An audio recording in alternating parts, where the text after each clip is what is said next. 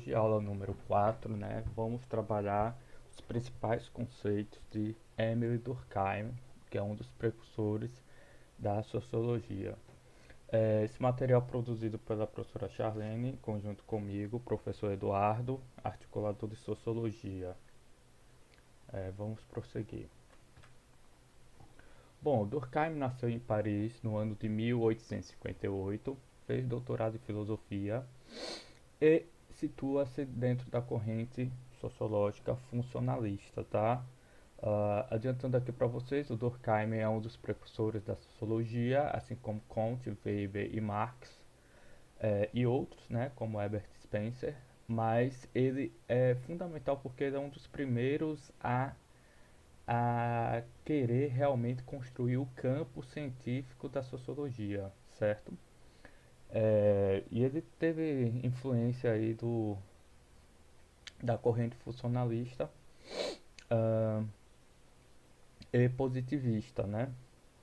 Suas principais obras foram A Divisão do Trabalho Social, As Regras do Método Sociológico e o Suicídio. Bom, é daí dessas três obras que você tira todo o esquema teórico do Durkheim. Ele tem outro ainda, que é As Formas Elementares da Vida Religiosa, que é mais voltado para um campo do estudo da antropologia e do estudo de religiões, mas sempre dentro desse esquema mental do Emile Durkheim. Eu destaco aqui as regras do método sociológico porque é onde eles pensa as regras para definir o campo da sociologia enquanto ciência.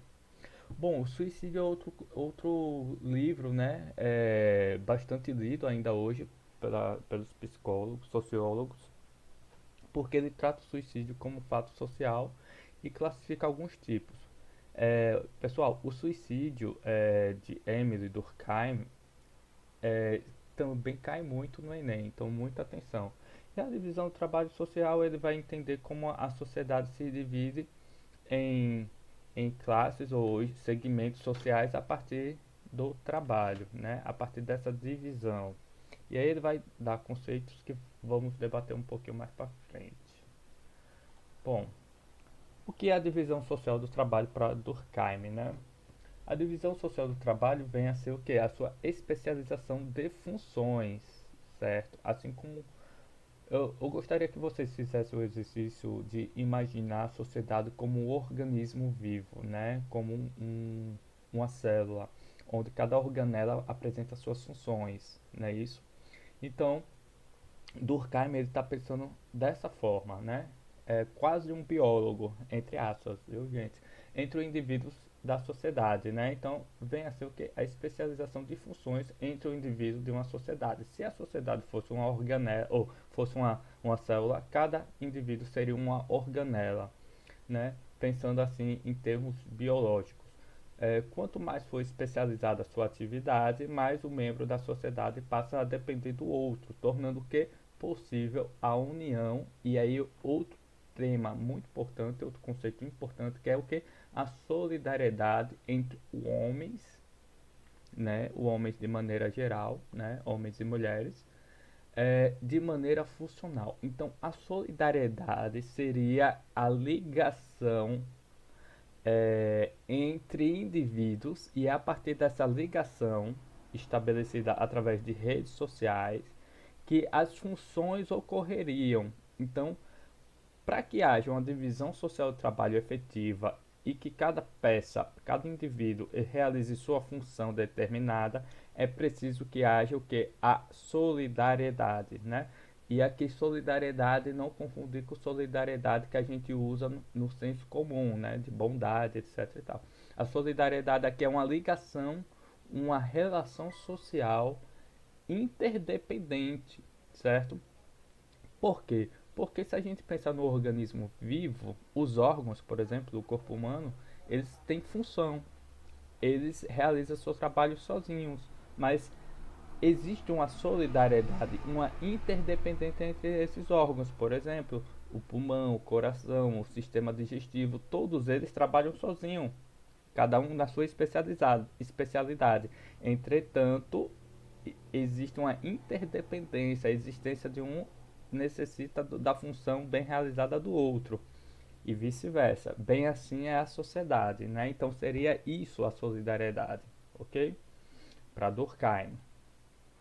Bom, e aí ele vai classificar a solidariedade em dois tipos, tá, gente? Uma mais que apresenta-se com mais regularidade em sociedades, abre aspas, primitivas, né? Fecha aspas, ou seja, aquelas sociedades com nível de organização mais tradicional, e outra solidariedade para sociedades, abre aspas, civilizadas, fecha aspas, ou seja, aquelas mais complexas, né, mais modernas, digamos assim. Bom, e o que seria essas solidariedades, né? Existe a solidariedade mecânica, certo? E aí a gente tem que pensar o quê? Vamos pensar no relógio, certo? Ó, consciência coletiva prevalece sobre a consciência individual, certo? Então a sociedade é muito mais forte. As normas, as regras, os mitos, os ritos, ó, prevalece sobre o indivíduo. Então, uma regra social mais rígida, mais sólida, com mais poder. E depende do que? Da extensão social que a consciência coletiva alcança.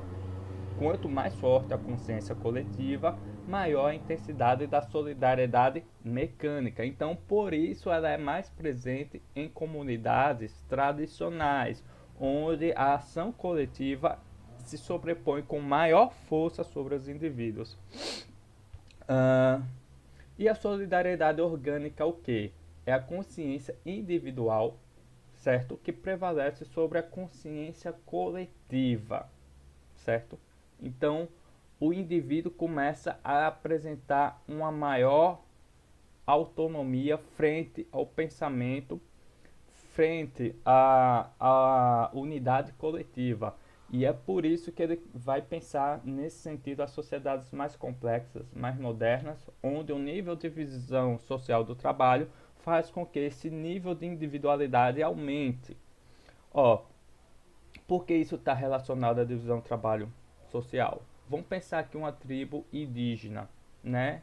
Que ainda vive, uma tribo hipotética que vive ainda nas suas formas tradicionais, onde há um maior senso de coletividade do trabalho e das relações sociais, e que a sociedade é muito mais importante do que o próprio índio em termos de indivíduo. Então, ali vai se concretizar maior e melhor a solidariedade mecânica, né? Agora, vamos pensar uma sociedade como a cidade de Tóquio, no Japão, altamente moderna, com nível de divisão do trabalho amplo e muito fragmentado, onde os indivíduos praticamente moram isolados em pequenos compartimentos. Então, vai o que ocorrerá? Vai aumentar a consciência individual, certo? E aí ocorre uma solidariedade mecânica, porque o processo de individualização dos membros da sociedade, os quais assumem funções específicas dentro do que da divisão do trabalho social, a função social do indivíduo determina o lugar nele na sociedade. Então, apesar desse trabalho dele ser necessário, ele não tem aquele vínculo afetivo ou vínculo moral para com os outros. É diferente, por exemplo, na comunidade tradicional, vamos pegar o exemplo dos índios novamente, o pajé tem uma função social forte e aquilo ali determina a posição dele. E um operário numa fábrica lá no Japão é só mais um operário dentro da engrenagem, certo? Então, ele divide esses dois tipos de solidariedade e é importante vocês observarem esses dois tipos porque é algo permanente, é algo fundamental no pensamento do Durkheim e certamente é algo que cai bastante em concurso e vestibulares. Outro conceito importante que vocês têm que anotar e não perder de jeito maneira nenhuma na cabeça de vocês é o conceito de fato social. Esse conceito aparece lá nas regras do método sociológico. E para Durkheim, o que seria, né, o fato social? talvez não, é o principal conceito, anota aí, o principal conceito do Durkheim, fato social, que é o que? Um conjunto de normas e regras, certo? Normas e regras da ação, pensamento e sentimento que não existe apenas na consciência dos indivíduos, mas que são construídos exteriormente, né? Ou seja, fato social são nossa moral, nossos costumes, nossas regras, que existem para além do nosso pensamento individual. Por quê? Porque o fato social não habita, ele habita o indivíduo, mas ele não é gerado no indivíduo, ele é gerado fora do indivíduo. E onde ocorre isso? Ó, no corpo social, né? Então, quando você nasce, por exemplo, numa determinada religião, a religião já é exterior a você, porque ela já está lá estabelecida como uma norma social. E vocês, quando nascem, vocês, isso na visão do Durkheim, vocês apreendem a religião e aí passa a fazer parte. E aí você vai ter todas as suas atribuições. Bem assim, a língua, a cultura, a música, as tradições. Então você vai ter certos fatos sociais que eles são o que? Exteriores ao indivíduo, certo? E que prevalece sobre as vontades individuais. Por exemplo, se a gente pegar nosso Código de Leis, nossa Constituição Federal, e o conjunto de normas e regras estabelecidas lá, a gente vai ver um fato social, por exemplo. É fato social que roubar é crime e tem que ser punido. Quem estabelece isso? O indivíduo ou a sociedade? A sociedade. Quando você nasceu, provavelmente essa regra já existia, certo?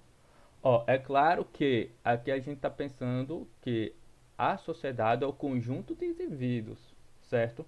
Mas o fato social não está especificamente nos indivíduos, mas pairando sobre os indivíduos como um organismo que coordena todo o conjunto coletivo, tá? E onde mora esse fato social é o que? No âmbito da moral, no âmbito da ideia coletiva. O fato social é o próprio corpo da sociedade, podemos dizer assim. Bom, e nas regras do método sociológico, para avançar aqui, nós temos o que? Os principais conceitos, as principais características que vocês também têm que ter em mente. Primeiro, o fato social, ele é exterior, então ele tem um caráter de exterioridade. Ou seja, existem e atuam sobre o indivíduo independentemente da sua vontade de adesão consciente, certo? Ok, por exemplo, todo mundo aí de roupa, vestido, ninguém sai na rua pelado. É uma regra social. Você tem que se vestir para sair na rua. Se você sair pelado, você vai sofrer o quê? Sanções, você vai ser enquadrado pela lei. Então, essa regra vestir-se para sair na rua, você tem o que de forma exterior. É uma regra coletiva, então é um fato social na nossa sociedade. Generalidade, o fato social aí tem que ser geral. Ele não ocorre para apenas um indivíduo, ele ocorre para todos os indivíduos que fazem parte daquela sociedade. Ou seja, pegando o exemplo aí da roupa, né? Todo mundo compartilha da ideia de que sair pelado na rua foge às nossas regras sociais. Então, se alguém, no desvio da regra, tirar a cabeça e sair correndo nu aí pela avenida da casa de vocês, vocês serão os primeiros a ficarem chocados ou dizer: opa, aquele indivíduo fugiu à regra. Ele não está obedecendo aquela regra que todos obedecem, porque é uma regra geral, a regra que temos que andar vestidos na rua. Coercitividade. Então, o fato social ele também tem o terceiro caráter, que é o caráter coercitivo. Exercem força sobre os indivíduos, levando-os a conformar-se às regras da sociedade em que vivem, independentemente de sua vontade de escolha. Ou seja, a coercitividade é a pressão social que exerce para que os indivíduos realizem o fato social. Por exemplo, vamos pegar o exemplo da roupa de novo. tem muita gente que tá com muito calor nesse verão e tem aquela vontade de botar o biquíni e a sunga e sair para as atividades, né? Vou para a escola de biquíni, de sunga, vou fazer todas as minhas atribuições do dia a dia é, pelado. Vou fazer minhas atribuições do meu dia de biquíni, vou fazer feira, etc, ou de sunga. Bom, enfim, vocês fazem isso? Não. Por quê? Porque tem no fato social andar vestido completo, cobrir suas partes íntimas, dentro dessa regra geral e exterior a vocês, existe o caráter coercitivo, certo? Vocês sofrem pressões, então vocês já se auto-regulam. Opa, vou ter que botar camisa e um short para poder sair na rua, porque senão vou sofrer sanções. Você se autorregula porque você já partilha dessa ideia, desse fato social. Bom, e quando você foge à regra, existem outros elementos. E no caso seria a polícia, né? A polícia ia parar você na rua e dizer: camarada, mocinha, por que, que vocês estão aí pelados fazendo suas atribuições diárias? A nossa sociedade não permite isso. Então, a sociedade cria mecanismos de regulação, certo? Bom, por exemplo, não, é melhor deixar esse exemplo para a live, que é o exemplo que está ocorrendo agora nos Estados Unidos, né? Mas eu vou deixar para falar isso ao vivo. Bom, outro tipo é o suicídio. O suicídio altruísta, o egoísta e o anômico. Primeiro que o suicídio para Durkheim é um fato social. Ele ocorre em todas as sociedades, todas as culturas. E eles têm alguns aspectos em comum, certo? E aí ele vai fazer todo o estudo quantitativo, qualitativo sobre o suicídio. E o que ocorre? Ele chega a essas categorias. São três tipos básicos de suicídio. O suicídio altruísta é quando o indivíduo é fortemente vinculado a um grupo e é capaz de sacrificar-se por ele. O exemplo clássico disso é os kamikazes, certo? Que eram aqueles pilotos japoneses que jogavam o avião contra os americanos na Segunda Guerra Mundial. Eles tinham o sentido de coletividade, tá? E o harakiri, né, que é outra prática japonesa, quando você desonra a sua família, você comete o que é o seu suicídio enfiando uma espada na sua barriga. Você se mata por conta de que, não da sua vontade, mas do que a sociedade e sua coletividade espera que você assim o faça. Bom, o suicídio egoísta é o que? É quando o princípio da minha vontade de me matar não se vincula a nenhuma causa coletiva ou a nenhuma outra pessoa. E falta o que? Laços emocionais. Geralmente esse suicídio egoísta ocorre muito mais em sociedades complexas, certo? Ou seja, aquelas sociedades orgânicas. A passo que o suicídio altruísta vai ocorrer muito mais onde sociedades de solidariedade mecânica, onde a sociedade prevalece o suicídio altruísta. Onde o lado individual prevalece sociedades modernas, prevalece o que? O suicídio egoísta. É um suicídio muito típico também da comunidade oriental. Pessoas que estão desprovidas de laços sociais, vai se perdendo o sentido de coletividade e aí acabam se matando por questões de depressão, etc e tal. Mas seria um suicídio pela própria vontade da pessoa. Bom, e o suicídio anômico, né? O suicídio anômico, a anomia é quando ocorre a desregulação social, certo? Então, quando o indivíduo faz parte de uma sociedade caracterizada pela anomia, ou seja, uma sociedade que perdeu suas bases de existência, ou seja, é, sem regra, sem aquela solidariedade nem mecânica nem orgânica, ocorre o que? O suicídio anômico. Muito comum em épocas de depressão econômica, em épocas de guerra, em épocas de conflito, né? Teve muito suicídio anômico em 1929 com o crack da Bolsa de Valores de Nova York. Tem muito suicídio anômico em zonas de guerra. em zonas onde há perseguição político-religiosa, etc. e tal. Então, são esses três tipos que o Durkheim cai. Eu gostaria que vocês prestassem bastante atenção, porque realmente eles caem bastante no Enem, tá?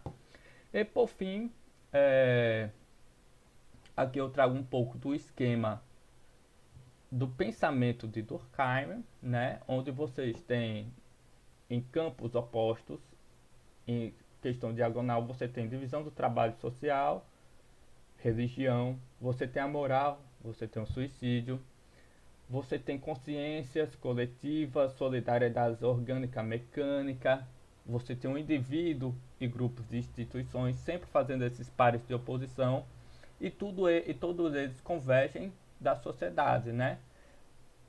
Você tem aqui no sentido horizontal a solidariedade social, em sentido oposto você tem a anomia, que é total oposição à solidariedade, né, social, ou seja, aquele organismo que mantém a sociedade viva. Então, quem puder dar um print ou dar uma pausa no vídeo e analisa bastante esse esquema, porque ajuda esse esquema teórico do pensamento social de Durkheim. É isso, pessoal. Forte abraços. Cuide-se, ainda estamos em pandemia. Se possível, fique em casa. Se precisar sair, álcool gel e máscara. Forte abraços, bons estudos.